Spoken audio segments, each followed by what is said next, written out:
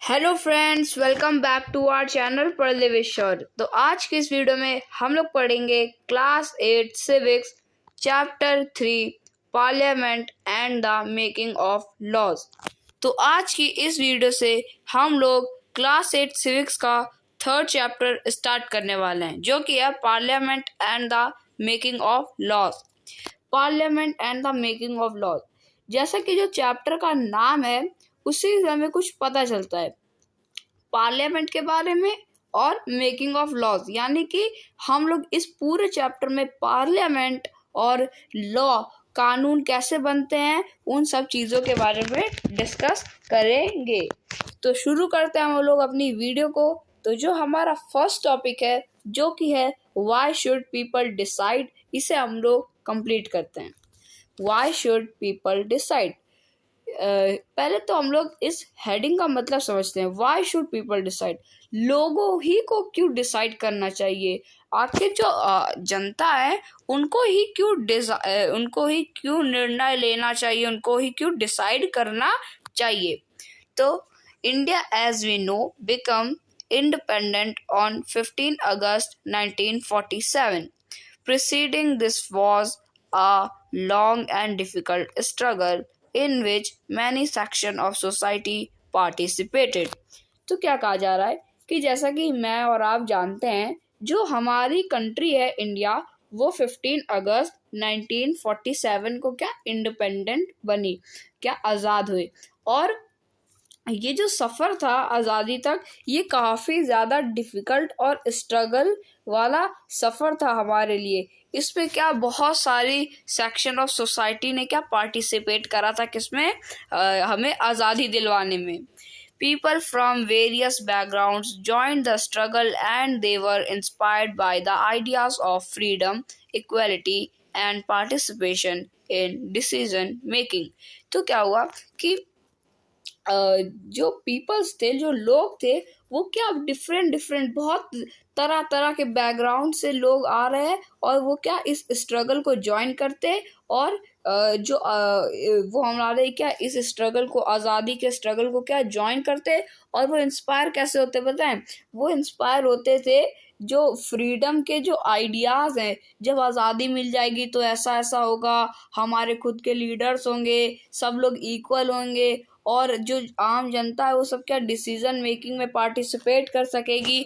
ये सब उनको क्या इंस्पायर करता था। Under colonial rule the people had lived in fear of the British government and did not agree with many of the decisions they took. तो क्या कहा जा रहा है कि अंडर कॉलोनियल रूल मतलब कि ब्रिटिश रूल के अंदर जब हम आज़ाद नहीं हुए थे, तो जब ब्रिटिश रूल था, तो हाँ, ब्रिटिश रूल के अंदर जो पीपल है वो काफ़ी डर के रहते थे। मतलब कि उनको आज़ादी नहीं थी कि अपनी जो उनकी गवर्नमेंट है उससे सवाल पूछ सके। वो काफ़ी ऐसे डर डर के रहते थे। जो ब्रिटिश गवर्नमेंट थी वो उनको काफ़ी डरा कर रखती थी। और जो कई सारी पॉलिसीज़ होती थी, ये सब क्या, ये जो लोग थे हमारे इंडिया के, जो इंडिया के आज़ादी के पहले वाले, वो सब क्या, वो सब कभी कभी एग्री नहीं करते थे जो डिसीजंस ये ब्रिटिश गवर्नमेंट लेते थे।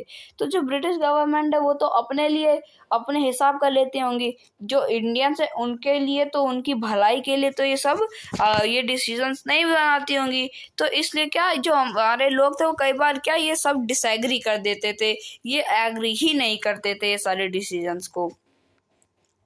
But they face grave danger if they try to criticise these decisions. तो क्या कहा जा रहा है कि चलो उन्होंने एग्री तो नहीं करा, लेकिन कभी कभी ये बहुत खतरनाक भी हो जाता था, ये अगर ये सभी क्या क्रिटिसाइज करने की सोचते इनके डिसीजंस को, यानी कि एकदम बेकार बनाने की, एकदम ना लागू करने को अगर सोचते, तो कभी कभी डेंजर हो जाता, यानी कि खतरनाक भी हो जाता। The freedom movement change this situations. The nationalist began to openly criticize the British government and make demands. As far back as 1885, the Indian National Congress demanded that there be elected members in the legislature with a right to discuss the budget and ask question। तो क्या कहा जा रहा है कि तो वो क्या जो लोग थे वो क्रिटिसाइज नहीं कर पाते थे, लेकिन फिर क्या हुआ, तो फिर क्या हुआ कि जब फ्रीडम मूवमेंट जो था हमारा वो चेंज हुआ, तो इस सिचुएशन में क्या होने लगे कि जो नेशनलिस्ट थे वो सब क्या ओपनली यानी खुलेआम क्रिटिसाइज करने लगे ब्रिटिश गवर्नमेंट को, और उनकी जो डिमांड्स थी उनको क्रिटिसाइज करने लगे। और 1885 में जो हमारी एक इंडिया की क्या एक पार्टी है इंडियन नेशनल कांग्रेस, उसको क्या उसे बनाया जाता है और बोला जाता है कि इसमें क्या इलेक्टेड मेंबर्स ही चाहिए होंगे। कहाँ पे? लेजिस्लेचर में इलेक्टेड मेंबर जाएंगे। कांग्रेस के भी जो लेजिस्लेचर है वहाँ पहले क्या ब्रिटेन के ही लोग बैठते थे, लेकिन फिर बोला गया कि लेजिस्लेचर में इंडियन नेशनल कांग्रेस के भी इलेक्टेड मेंबर्स वहाँ पर जाएंगे और उनको ये राइट दिया जाएगा। ऐसा नहीं कि खाली बुला दिया जाएगा और पूरी कथा सुना दी जाएगी, वापस भेज दिया जाएगा, और उनको right to discuss the budget and ask question, उनको वहाँ भेजना है और जो क्वेश्चन है वो वहाँ पर कर सकेंगे और डिस्कस भी कर सकेंगे। अगर कोई गलती होगी तो पूछेंगे भी, क्वेश्चन भी पूछेंगे, डिस्कस भी करेंगे। तो ये सब क्या राइट के साथ उन्हें कहाँ पर भेजना की मांग करी। The government of India act 1909 allowed for some elected representation while these early legislature under the British government were in response to the growing demands of nationalists. They did not allow for all adults to vote nor could people participate in decision making। तो क्या होता है कि जो government थी India की, जो government act है 1909 का, जो मांग हुई इतनी सारी कि ऐसा ऐसा होना चाहिए, राइट टू डिस्कस होना चाहिए बजट पर, तो ये जो गवर्नमेंट थी ये मान गई और गवर्नमेंट ने एक एक्ट बनाया, गवर्नमेंट ऑफ इंडिया एक्ट 1909 ये एक्ट था। और इस एक्ट में ये लिखा था कि ये जो मांगे कर रहे हैं इंडियन नेशनल कांग्रेस INC वाले, कांग्रेस वाले, इनको क्या ये अलाउ करते हैं ताकि ये के यहाँ पर अपने इलेक्टेड मेंबर्स रख सके। लेकिन अब जैसे कि इलेक्टेड मेंबर्स उन्होंने रख दिए, लेकिन कभी कभी क्या होता है कि ज़्यादा इलेक्टेड मेंबर्स वो वहाँ पे नहीं ले जा पाते थे, कम ही इलेक्टेड मेंबर्स, यानी कि अभी भी पूरा लेजिस्लेचर क्या जो ब्रिटिश लोग हैं उनसे ही भरा रहता था। और क्या करते थे कि इन्होंने राइट टू वोट, इंडियंस को पहले वोट देने का अधिकार ही नहीं था, तो उसके बाद क्या वोट देने का अधिकार दिया, लेकिन फिर भी ये कुछ अडल्ट को वोट देने का अधिकार देते और कुछ को वोट देने का अधिकार नहीं देते, और कुछ को क्या जो डिसीजन मेकिंग है उसमें शामिल करते और कुछ को डिसीजन मेकिंग में पार्टिसिपेट करने ही नहीं देते थे Britishers. As you read in chapter 1, the experience of colonial rule as well as the participation of different people in the struggle for freedom left little doubt in the minds of the nationalists that all persons in independent India would be able to participate in making decisions. With the coming of independence, we were going to be citizens of a free country. This did not mean that the government could do what it felt like. It means that the government had to be sensitive to people's need and demand. The dreams and aspirations of the freedom struggle were made concrete in the Constitution of Independent India that laid down the principle of universal franchise, therefore that all adult citizens of the country have the right to vote। तो जैसे कि आप लोगों ने chapter 1 में पढ़ा ही होगा कि जो एक्सपीरियंस है कॉलोनियल रूल यानी कि ब्रिटिश रूल का, उसमें पीपल को क्या पार्टिसिपेट करने ही नहीं देते थे। और ये जो हमारे फ्रीडम फाइटर्स थे इनके मन में क्या एक जो स्ट्रगल कर रहे थे फ्रीडम के लिए, उनके मन में एक छोटा सा डाउट रहता ही था कि ये जो पर्सन है, जब हम लोग को इंडिपेंडेंट मिल जाएगी तो क्या ये जो हमारे लोग हैं वो सब जो डिसीजन मेकिंग है इसमें पार्टिसिपेट कर पाएंगे कि नहीं कर पाएंगे। फिर क्या हुआ कि ये जो कॉलोनियल रूल यानी कि जो ब्रिटिश लोग थे वो सब क्या हमको क्या नहीं देते थे, राइट टू वोट नहीं देते थे, डिसीजन मेकिंग में भी नहीं देते थे। तो फिर क्या हुआ कि इंडिया एक क्या फ्रेंचाइज लाया, एक कॉन्सेप्ट लाया। क्या मतलब कि जो हमारे फ्रीडम फाइटर्स थे उनके क्या जो ड्रीम और एस्पिरेशन था, उन सब ने क्या हमारे जो कॉन्स्टिट्यूशन है उसको ठोस बनाया।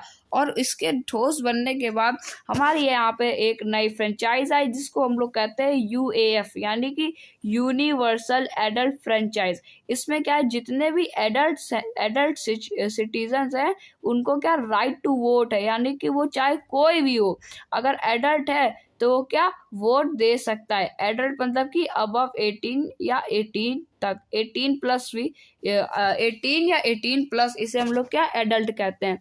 तो जितने भी एडल्ट है उनको क्या राइट टू वोट का अधिकार है, किसके अंदर, यूनिवर्सल एडल्ट फ्रेंचाइज के अंदर। अगर आपसे कोई पूछेगा कि मैं 30 इयर्स का हूँ और मैं वोट दे सकता हूँ, तो ये किसके आधार पर है, मतलब कि मेरे को ऐसा किस लिए मेरे को वोट देने का अधिकार है, क्यों मैं दे सकता हूँ।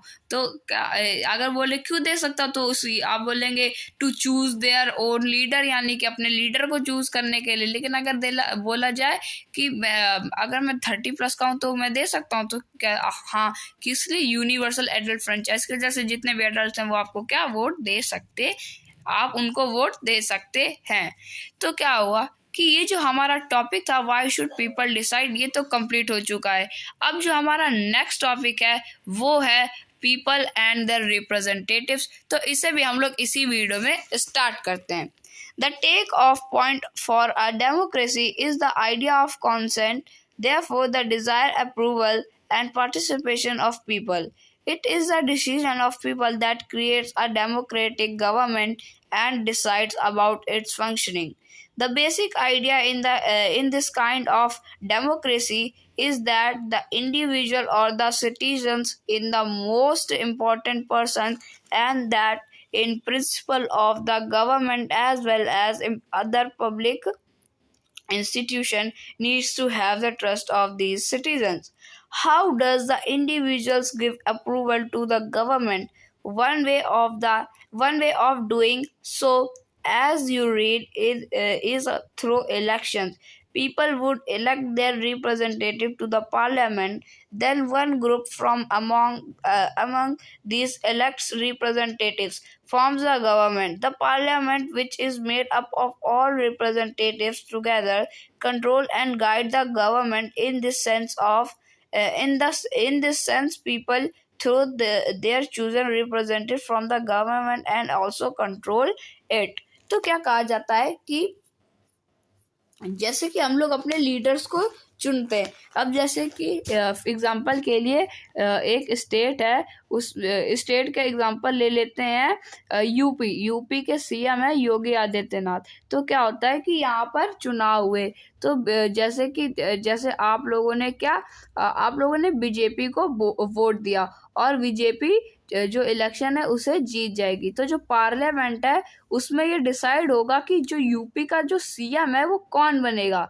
तो जो लोग जिसको ज़्यादा वोट करेंगे उसको आप लोग नहीं, पार्लियामेंट में जो लोग कहेंगे, अब बोला जाएगा कि जो योगी आदित्यनाथ को मुख्यमंत्री बनना देखना चाहते हैं वो हाथ खड़ा करे। तो वो हाथ नहीं, मतलब कि उनका कोई अलग प्रोसीजर होता है, मैं एग्जांपल के लिए बता रहा हूँ। वो बोला जाए कि हाथ खड़ा करो, तो जैसे कि 100 लोग हैं, एग्जांपल के लिए 10 लोग हैं, अगर 5 लोग या 5 से ज़्यादा लोगों ने हाथ खड़ा कर दिया या सबने मंजूरी दे दी कि हाँ योगी आदित्यनाथ को बना दिया जाए, तो वो उनको क्या बना देंगे, वो सेम पार्टी वाले, वो खुद, वो जो पार्टी, जैसे बीजेपी जीती तो बीजेपी ही डिसाइड करेगी वो किसको बनाए किसको ना बनाए।